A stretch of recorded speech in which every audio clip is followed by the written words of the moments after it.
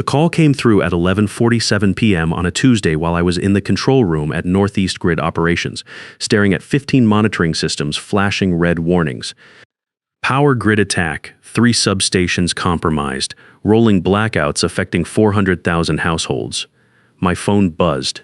I almost ignored it because when you're managing a cyber attack that's taking down electrical infrastructure, corporate calls feel irrelevant compared to SCADA alerts telling you someone's trying to crash the power grid. But I answered anyway, because that's what 23 years of being the crisis guy conditions you to do. Pierce speaking. Grayson, it's Mason Clark from headquarters. Effective immediately. We no longer require your services as Senior Infrastructure Security Specialist. Your employment is terminated as of today. I looked at the console, Substation Alpha showing critical system breach, Substation Bravo reporting unauthorized access attempts every 30 seconds. Nicole Torres, the plant operations director, standing 10 feet away looking at me like I was the only thing between her facility and complete grid collapse.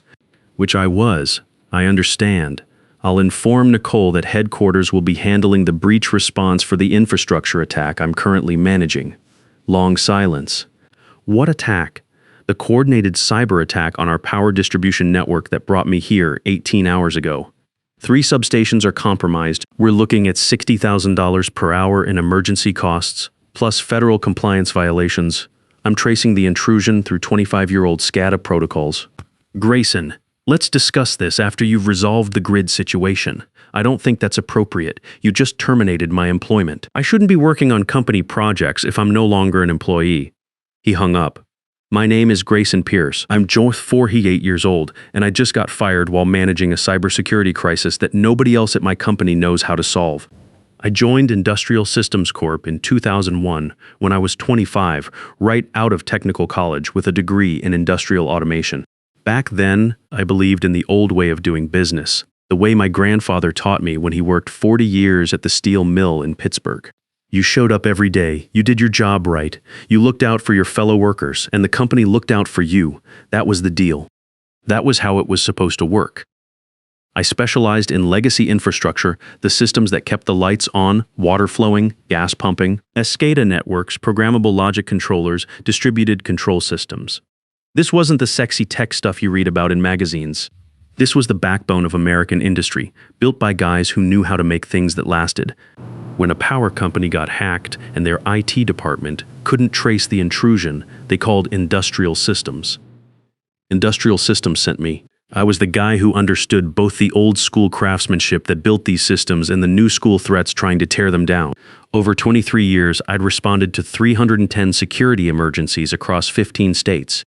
I'd traced attacks on water treatment plants, diagnosed breaches in natural gas distribution networks, and stopped hackers from shutting down electrical grids that powered entire cities. I'd worked through hurricanes when linemen were out restoring power lines and engineers like me were inside making sure the systems they connected to were secure. I'd missed family dinners, weekend fishing trips with my son Brady, anniversary celebrations with my wife Diana. I'd spent my 45th birthday in a server room in Cleveland, while Diana celebrated alone at home with a store-bought cake. That's what dedication looked like in my generation. When your community needed you, you showed up. The work wasn't just a job, it was a calling. These weren't just computer networks I was protecting. Every time I secured a power grid, I was making sure hospitals could keep running during emergencies. Every water treatment plant I protected meant families could turn on their taps and trust what came out. Every gas distribution system I secured meant people could heat their homes when winter hit hard. Most importantly, over those 23 years, I developed deep expertise in legacy SCADA protocols that most of the utility industry still runs on, but nobody teaches in school anymore. Every power company had unique implementations. Every system had custom modifications built by engineers who'd retired decades ago. Every security model had quirks that existed only in my experience-based understanding of how American infrastructure really worked. That knowledge was what made me valuable. That knowledge was also what Mason Clark had just eliminated from Industrial Systems' crisis response capability at the worst possible moment. The grid attack had started 19 hours earlier. 3 utilities minus Northeast Grid Operations, Connecticut Valley Electric, and Regional Power Cooperative had called our emergency hotline within 2 hours of each other, reporting sophisticated intrusion attempts. All 3 used similar legacy SCADA architectures. All three were experiencing identical attack patterns. This wasn't some script kiddie trying to cause chaos for internet fame. This was the kind of coordinated attack that defense contractors and federal agencies had been warning us about for years. Someone with serious resources and deep technical knowledge was systematically probing the backbone of the Northeast's electrical infrastructure. Our standard protocol was remote diagnostics first. I'd spent 6 hours on secure video calls with each utility's security teams, walking them through trace procedures and reviewing intrusion logs. By midnight Monday, I knew this wasn't something that could be resolved from our office in Jersey. The attack pattern suggested someone with insider knowledge of American infrastructure was probing for vulnerabilities in 20-year-old code that most people assumed was too obsolete to be worth attacking. They were wrong. Old code isn't automatically secure code, it's just code that nobody remembers how to fix when it breaks. And the guys who built it, the real craftsmen who understood every circuit and every subroutine, most of them had retired or died. Companies like Industrial Systems had spent decades laying off the experienced engineers and replacing them with younger, cheaper workers who knew the latest programming languages, but had never worked with systems that were built to run for 30 years without replacement. I arrived at Northeast Grid at 7 a.m. Tuesday. Nicole Torres met me at the security checkpoint. She looked like she hadn't slept in 3 days, which she probably hadn't. Mr. Pierce, thank God you're here. We've been in emergency protocols for 20 hours. The State Regulatory Commission is asking why we can't secure our own systems. Because this attack pattern is targeting vulnerabilities that require hands-on experience with industrial control systems. These hackers understand our infrastructure better than most of the people we've hired to protect it. She led me to the secure control room. 2 floors of humming industrial computers, each one managing thousands of electrical distribution points across the region. When they were working normally, they processed power distribution for 2.3 million customers, all running on backup protocols now, all costing Northeast Grid approximately $25,000 per hour in emergency operations. This was the kind of place that reminded me why I got into this business. These weren't just computers. They were the industrial heart of America, built by engineers who understood that when you're managing electricity for millions of people, you don't get to have beta software or move fast and break things. You build it right the first time and you make it last. By 10 p.m. Tuesday, after 15 hours of tracing attack vectors through 3 different utility networks, I'd isolated the vulnerability. The hackers were exploiting a buffer overflow in legacy SCADA code that handled load distribution calculations. The vulnerability existed in custom control software that Industrial Systems had helped implement in 2003. I was part of the original development team. I was one of only 3 people who understood how that distribution code worked, and the other 2 had retired years ago. It's funny how technology works. We built these systems to last forever, and they did, but forever in engineering terms means dealing with problems nobody anticipated 20 years later. The code we wrote in 2003 was rock solid for its time. We never imagined that hackers in 2024 would have the computing power and patience to probe for buffer overflows in SCADA subroutines that controlled maybe 50,000 customers back then, but now managed over 2 million. This was exactly the kind of institutional knowledge that companies like Industrial Systems had been systematically eliminating for years. They'd rather hire 3 recent college graduates for the price of 1 experienced engineer, not understanding that some expertise can't be learned from textbooks or online tutorials. You had to live through the implementation, understand the compromises that were made, remember the assumptions that seemed reasonable 2 decades ago but had become vulnerabilities today. My grandfather used to tell me stories about the steel mill where he worked for 40 years. The young guys come in thinking they know everything, he'd say, but there's things you only learn by doing the job for 20 years. You learn how the machines sound when something's about to break. You learn which shortcuts are safe and which ones will get somebody killed. That's not something you can Google. Fixing this vulnerability required patching 21-year-old SCADA modules and implementing new input validation routines without disrupting existing power distribution operations. This wasn't like updating your smartphone. You couldn't just download a patch and restart. Every change had to be tested, validated, and implemented with surgical precision. One mistake, and you could black out the entire Northeast corridor for days. I estimated 14 to 18 hours of careful programming work across all 3 utilities. It was the kind of work that required not just technical knowledge, but institutional memory. You had to understand not just how the code worked, but why it was written that way, what assumptions the original programmers made, and how those assumptions had changed over 2 decades of system upgrades and load increases. I started at 10:30 p.m. Tuesday night. By 11:47 p.m., I was halfway through updating the first set of SCADA modules when Mason called and told me I was fired. After Mason hung up, Nicole approached me cautiously. You could see the panic starting to set in as she processed what she'd just overheard. "Mr. Pierce, is everything all right? I just got terminated while securing your power grid." Her face went white. In her world, utilities didn't just shut down for maintenance. Every hour these systems stayed compromised was costing her company money and reputation it couldn't afford to lose. "But you're the only person who understands our legacy protocols. What happens to our systems? Industrial systems will need to send someone else. How long will that take?" The other engineer who understands these SCADA protocols is Shane Murphy. He's in Denver on a federal contract for another 12 days, plus travel time.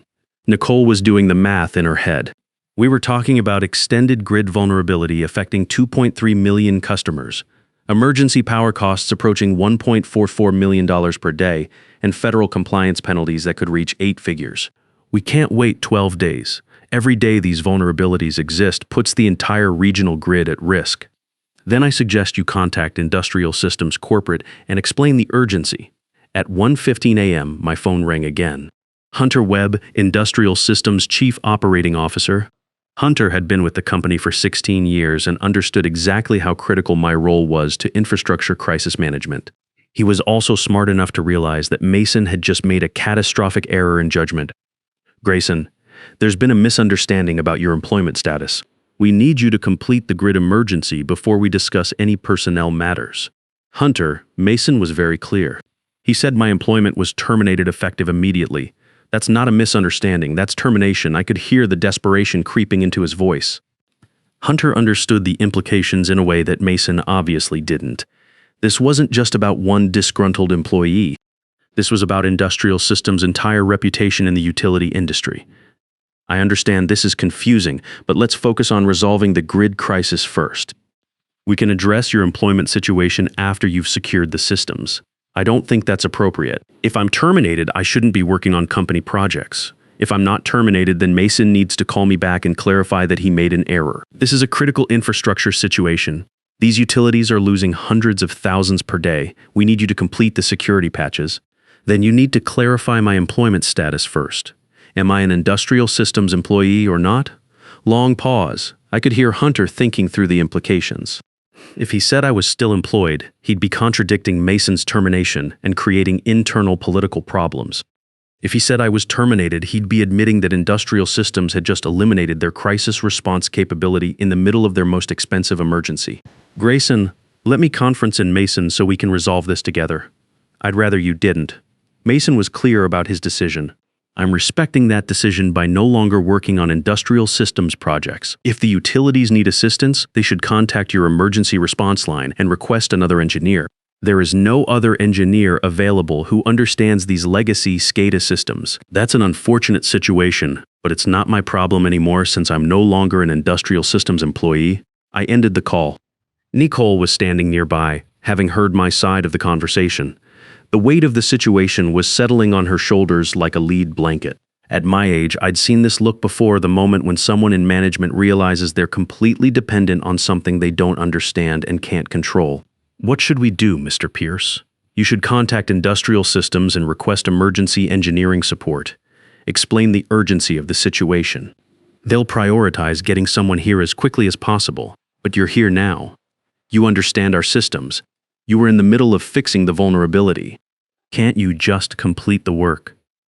I thought about that carefully. In the old days, my grandfather's days, you'd finish the job regardless of company politics because it was the right thing to do. When the community needed you, personal grievances took a backseat to public service. That was the code skilled tradesmen lived by. But I'd learned something important over 23 years in corporate America. Loyalty has to go both ways. I'd given Industrial Systems my best years, missed family dinners, worked holidays, and built their reputation one crisis at a time. I'd been there for every emergency, every late-night call, every weekend, when systems failed and needed an expert who could think on his feet. The moment it became convenient, they threw me away like a broken piece of equipment. I was fired 2 hours ago. I can't ethically continue working on a project for a company that just terminated my employment. What if we hired you directly? Not through Industrial Systems, but as an independent consultant working for Northeast Grid Operations. Now that was interesting. I'd never considered going independent, but at 48, maybe it was time to think about options beyond the corporate ladder. My wife Diana had been telling me for years that I was too valuable to let one company control my future. She'd grown up watching her father work 35 years for a chemical plant, believing his expertise and loyalty would guarantee security. When the company got bought out by a foreign corporation, they eliminated his pension and laid him off at 62. Nobody looks out for you except you, she'd always said. These companies will use you up and throw you away the minute some accountant decides you're too expensive. That would create contractual complications, I told Nicole. Your utility has service agreements with Industrial Systems. Those agreements probably have exclusivity provisions preventing you from hiring outside consultants to work on Industrial Systems design systems. I'll check our contracts. She called Northeast Grid's legal department, had a quick conversation that involved a lot of technical terms and urgent whispers, then looked at me with cautious optimism. Our legal team says the service agreement has exclusivity provisions for routine maintenance, but emergency patches can be conducted by any qualified consultant if Industrial Systems cannot provide timely support. They're defining timely support as within 48 hours of request.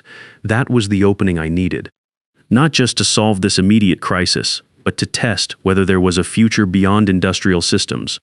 At 48, I was too old to start over at another company, but maybe not too old to start working for myself. Have the utilities formally requested emergency support from Industrial Systems. She sent an email to Industrial Systems Emergency Response Team, copying me, formally requesting immediate engineering support for the grid security breach and noting that the previous engineer, me, was no longer available to complete the patchwork. She marked it urgent and requested response within 6 hours. At 3:30 a.m., we received a response from Industrial Systems Emergency Coordinator that told us everything we needed to know about how this was going to play out. We acknowledge your request for emergency engineering support. Our senior infrastructure specialists are currently committed to other client emergencies.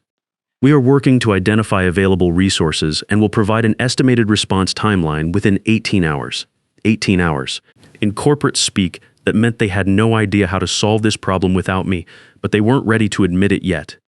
Hunter was probably spending his Wednesday morning calling every contractor and consultant he could find, trying to locate someone who understood SCADA protocols well enough to not make the crisis worse. Nicole showed me the email with the kind of desperate expression you see on people who are watching their career go down in flames through no fault of their own. What does this mean? It means Industrial Systems doesn't have anyone available to send. Shane is in Denver, and apparently nobody else at the company has the expertise to handle SCADA vulnerabilities. So we wait unless you want to exercise your contract provision and hire an independent consultant. Are you available as an independent consultant? This was the moment. At 48, after 23 years of corporate life, I was being offered the chance to work for myself, to set my own rates, choose my own projects, and never again have to worry about some middle manager deciding my expertise was too expensive. Deanna had been right. This wasn't a crisis, it was an opportunity. I could be. What would your rate structure look like? I thought about that carefully. Independent consulting rates for emergency infrastructure work typically range from $250 to $800 per hour depending on expertise level and urgency. I was at the top of the expertise scale, and this was definitely urgent. But more than that, I was the only person available who could solve this problem. That kind of scarcity has value.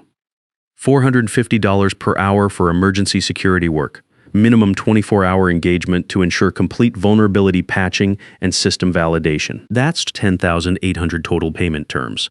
50% deposit before I resume work, remaining 50% upon successful system restoration.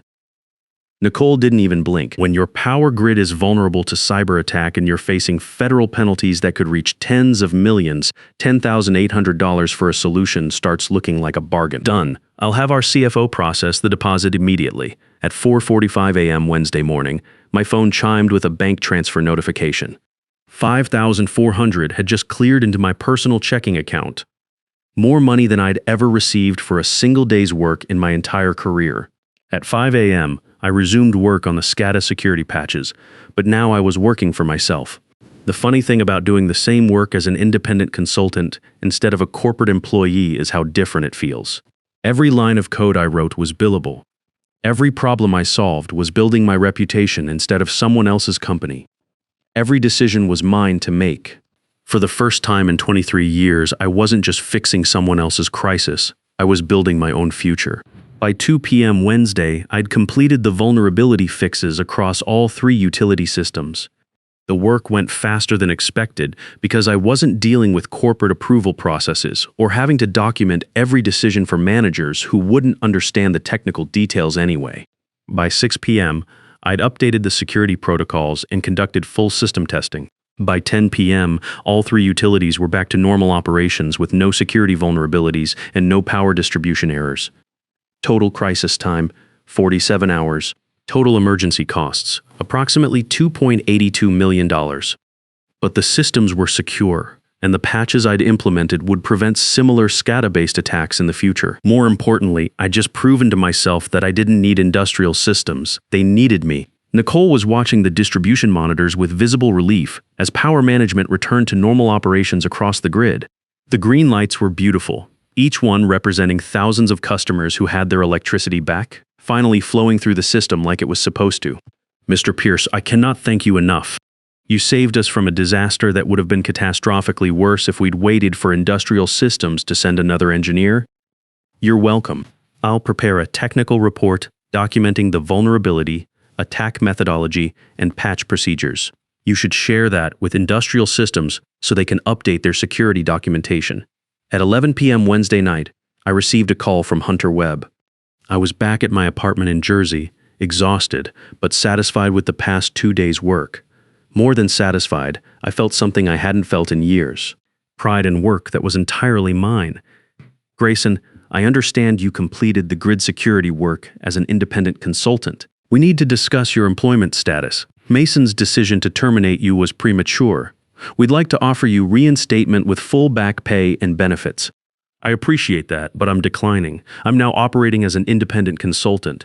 It's more lucrative, and I have better control over which projects I accept. What does that mean for industrial systems? You're our most experienced infrastructure expert. It means industrial systems will need to develop other engineers with similar expertise or accept that your crisis response capability is significantly reduced. The truth was, at 48, I'd finally learned what my father never had the chance to. He'd worked 28 years for the same utility company, believing that loyalty and hard work would guarantee security. When the company got bought out, they eliminated his pension and laid him off at 56. He spent his last 9 working years bouncing between temporary jobs, never again finding the security he'd thought he'd earned. I wasn't going to make his mistake. That's not acceptable. We have ongoing client emergencies that require your specific knowledge. Then industrial systems should have considered that before terminating me while I was literally in the middle of managing one of those emergencies. Grayson, I understand you're upset about how Mason handled the situation. I'm not upset, Hunter. I'm simply making rational business decisions based on new information. Mason demonstrated that industrial systems doesn't value my contributions enough to avoid terminating me during a crisis. I've learned from that demonstration. When I told Diana what had happened, she just smiled and opened a bottle of wine we'd been saving for a special occasion. Finally, she said, I was wondering how long it would take you to figure out what I've been telling you for 20 years. Which is what? That you were too good for them. That you were making other people rich off your expertise while worrying about whether they'd keep you around. Now you get to make yourself rich. She was right, as usual. Deanna had been watching me stress about corporate politics and budget cuts for years, wondering when I'd realize that my value didn't depend on some manager's opinion of whether I was worth my salary. She'd grown up in a union household where her father had been a shop steward at the chemical plant. He'd taught her that skilled workers had power when they stuck together and knew their worth. You know what the best part is? She said, pouring herself a glass of wine. Brady's going to be so proud when he finds out his old man finally stood up for himself. Brady was in his 2nd year at Penn State, studying mechanical engineering. He'd grown up hearing my work stories, the late-night emergency calls, the weekends spent troubleshooting systems while other dads were at their kids' soccer games. He'd always been proud of what I did, but I could tell he worried about the way the company treated me. When I called him the next day to tell him what had happened, his reaction surprised me. Dad, that's awesome. I've been waiting for you to tell those corporate guys where to stick it. Language, son, sorry. But seriously, you've been talking for years about how they don't appreciate what you do. Now you can work with people who actually value your expertise. Over the next 6 weeks, I received 18 emergency calls from utilities and infrastructure companies experiencing security crises. Each call followed the same pattern. Sophisticated attack on legacy systems. Industrial systems couldn't respond quickly enough. Could I help as an independent consultant? I helped 16 of them. Total consulting revenue $109,000 for 6 weeks of work. That was more than I'd made in the previous 2 years at Industrial Systems. Word spreads fast in the infrastructure security industry, especially among the old-timers who remembered when companies were run by engineers instead of MBAs. By September, I was receiving calls from utilities that had never worked with Industrial Systems, asking if I was available for security audits and ongoing vulnerability consulting. These weren't emergency calls. They were companies that wanted to prevent emergencies by having someone who understood their legacy systems before problems occurred. The work was different as an independent consultant. Instead of being seen as an expense that needed to be managed, I was seen as an expert whose advice was worth paying for. Plant managers would walk me through their facilities, explaining their concerns, and asking for my recommendations. They treated my time as valuable because they were paying for it directly. By November, I had 8 long-term consulting contracts with infrastructure companies who wanted guaranteed access to my SCADA expertise when they needed it. Combined retainer revenue, $18,000 monthly, approximately $216,000 annually, plus additional project fees that were pushing my total income toward $385,000. In December, Industrial Systems formally offered me a consulting arrangement. $450 per hour for active security work. $3,000 monthly retainer for availability and consultation. 6-month contract renewable at my discretion. I accepted, because it was guaranteed revenue and Industrial Systems represented one of the most reliable sources of emergency work. Plus, there was something deeply satisfying about them paying me more in 6 months than they'd paid me in 3 years as an employee. Mason Clark lasted until February. The board terminated him after they calculated that his decision to fire me during the grid crisis had cost Industrial Systems approximately $1 in lost client contracts, emergency recovery costs, and consulting fees they were now paying me instead of employing me directly. The irony wasn't lost on me. They were now paying me more in 8 months than they'd paid me in 4 years as an employee. I stayed independent. By late 2024, I was managing 9 long-term consulting relationships with infrastructure companies across the Northeast. Annual revenue was approaching $385,000. I was working approximately 60% of the hours I'd worked at Industrial Systems while earning nearly triple my previous salary. More importantly, I was valued. When clients called me for security crises, they understood they were paying premium rates for premium expertise. Nobody questioned whether my approach was worth the investment. They'd all seen what happened when they tried to solve legacy system vulnerabilities without specialized knowledge. But the real change wasn't financial. It was psychological. For the first time in my career, I wasn't worried about layoffs, corporate restructuring, or some new manager deciding I was too expensive. My security came from my expertise, not from someone else's decision about whether to keep me around. Diana and I started talking about things we'd never been able to plan before. Maybe retiring to that cabin in New Hampshire we'd always dreamed about. Maybe taking that trip to Ireland we'd been putting off for 15 years. Maybe helping Brady with a down payment on his first house instead of worrying about whether we'd have enough saved for our own retirement. On a Saturday morning in March, almost a year after Mason's phone call, I was sitting on my back porch with Diana, drinking coffee and reading the newspaper. Brady had driven down from school for the weekend, and he was inside making pancakes, a tradition from when he was little. You know what I realized? Diana said, looking out at our garden where the daffodils were just starting to come up. What's that? You're happy now. Really happy.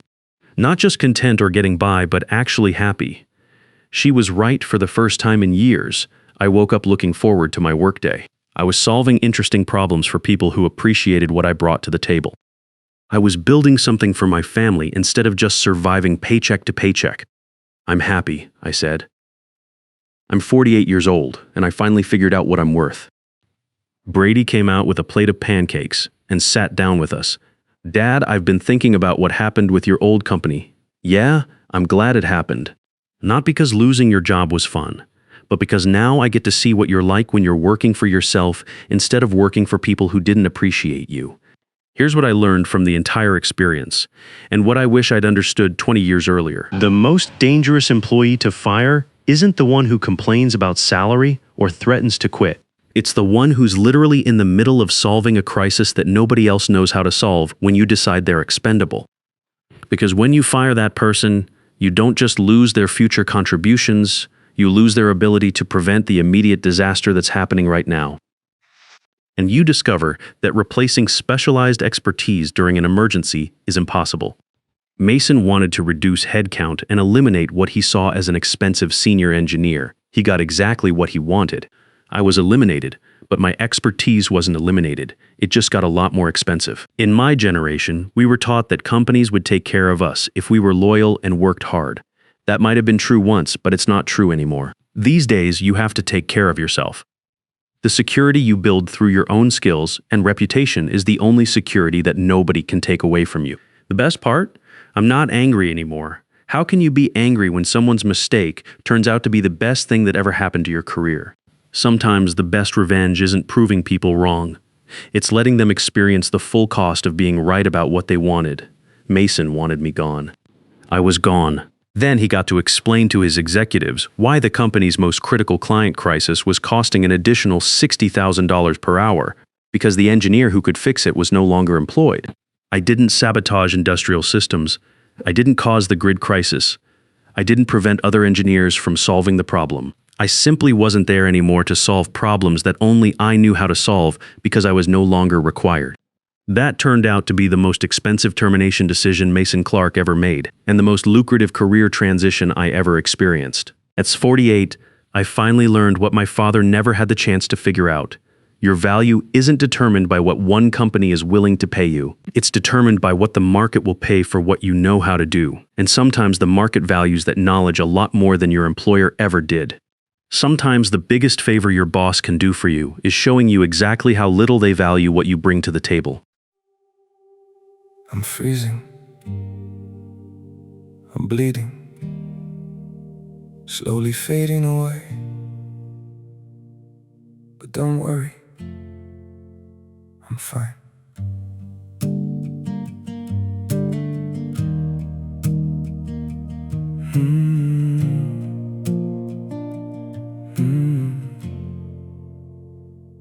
The cold has settled in my heartbeat, like winter living in my veins.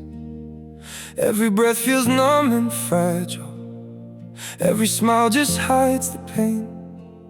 I'm breaking quietly in silence, falling slow without a sound.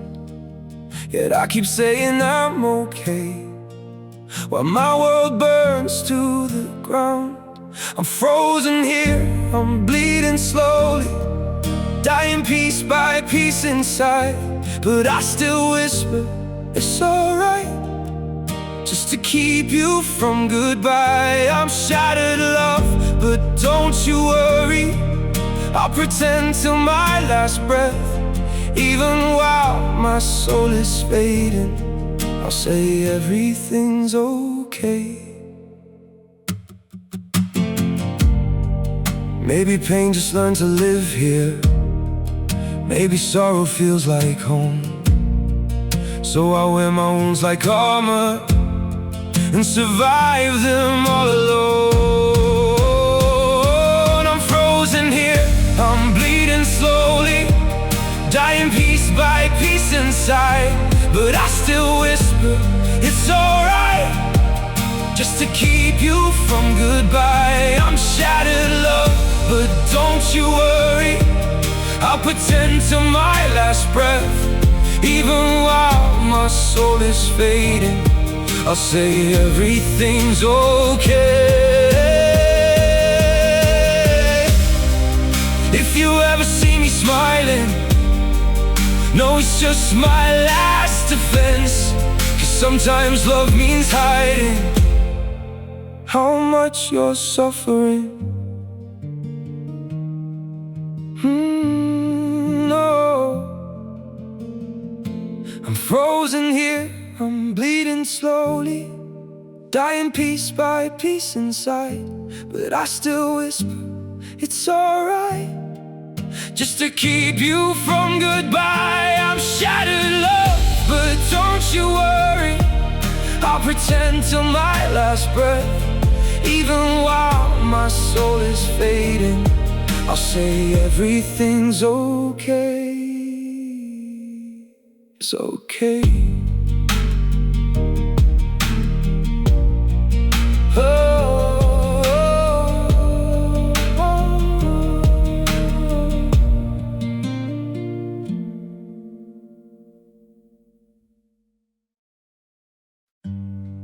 They say just forget. Move on like it's easy. But forgetting you feels like remembering someone I've never seen. I've been trying to erase you from the places in my mind, but the harder that I fight it, the more you're hard to leave behind. Every memory keeps slipping through the cracks I try to close, like a face I should remember, but somehow never know. Forgetting you feels impossible, like chasing something I can't hold, like trying to remember someone that I've never even known. I keep reaching through the silence for a past I can't undo, 'cause letting go of what we had feels like losing something true. Every moment turns to fragments, every thought just fades to blue, like I'm searching for a feeling that still only leads to you. Forgetting you feels impossible, like chasing something I can't hold, like trying to remember someone that I've never even known. I keep reaching through the silence for a past I can't undo, 'cause letting go of what we had feels like losing something true.